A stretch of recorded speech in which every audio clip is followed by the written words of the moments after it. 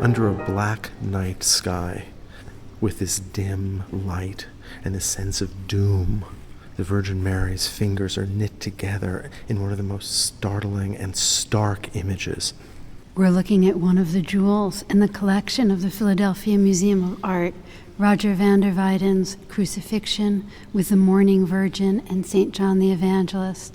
This is a radically reduced, simplified image that, because of that reduction, conveys extraordinary emotional power. There's a sense of solemnity here that is overpowering. The geometry creates kind of eternal mourning, as if these figures will always be in this deep grief. We're looking at an earthly scene, the scene of the crucifixion. On Golgotha. Right, the hill outside of Jerusalem where Christ was crucified. But there is a sense that we're not looking at that scene in the way that we usually do, where we see on either side the two thieves who were crucified along with Jesus, a landscape behind him filled with figures, other mourners at the base of the cross.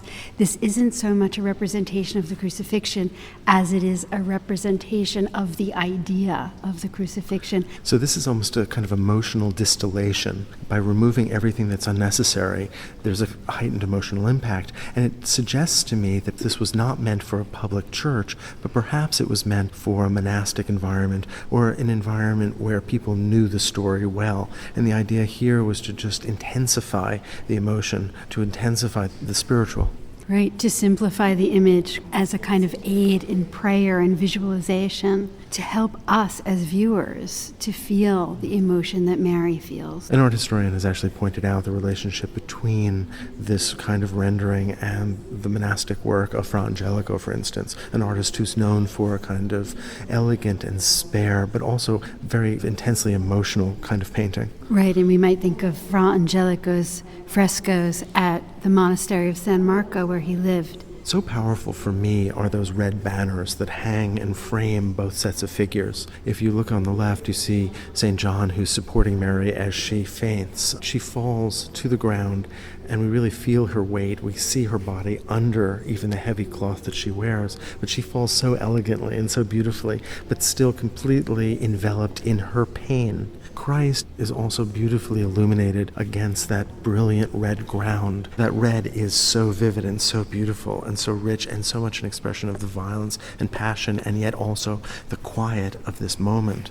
And I think the thing that I find most startling is not only the black sky, but also that little shadow line behind the red cloths. Those curtains are hanging over that stone wall that creates such a shallow space in the painting as a whole, but they're not actually touching the wall.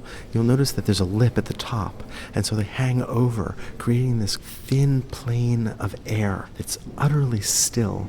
And because those curtains fall flat, we get a sense of the airlessness of this space, as if nothing is moving, nothing is changing. And yet, that very same shadow also convinces us of the reality of this scene. It makes it all the more concrete and palpable, and also creates a flat, vibrant surface that makes Christ's body stand out almost like sculpture. And because that cloth had recently been folded and its creases have not yet fallen out, there's a grid behind the body as well. The strictness of the geometry against the body creates a kind of formality that is in some ways very powerful visually. You've got the organic, stressed, tortured body against lines that are clear and structured, and it makes it all the more vivid. And it also contrasts with the fluttering of his loincloth, a kind of spiritual feeling within this otherwise very still and somber image. That somberness is the result of the darks above, of the shallowness, and of course of the sense of stillness. And as you said, this is a painting that is really about our own reflection on these events. Look below Christ's feet, you can just see the little hill that is Golgotha, represented schematically. And just in front of that, you can see that there's a small ravine which separates these spiritual figures, this spiritual space, from our world. But on our side of that crevice, you see a skull. Now, it's traditional to represent this skull, but this particular skull is staring out at us. And it seems to be a kind of warning, to be a kind of reminder, a reminder of death, a memento mori. Well, specifically a reminder that Christ is our path away from death to eternal life in heaven. We're going to die, but it's through Christ's sacrifice on the cross, which is rendered so very close to that skull. The blood of the wound from the nail in his feet drawing our eye down toward that skull.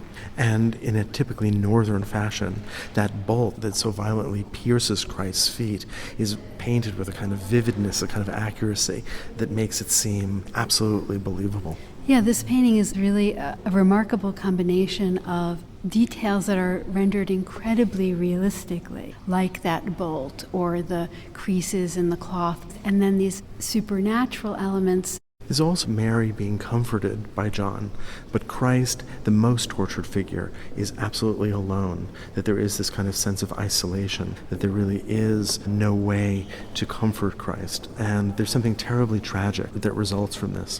The way that John looks at Christ, there's a sense of how did we as humanity do this to God? This shallow space, this emphasis on human emotion, paintings that are especially pared down, especially ascetic, are typical of his later work.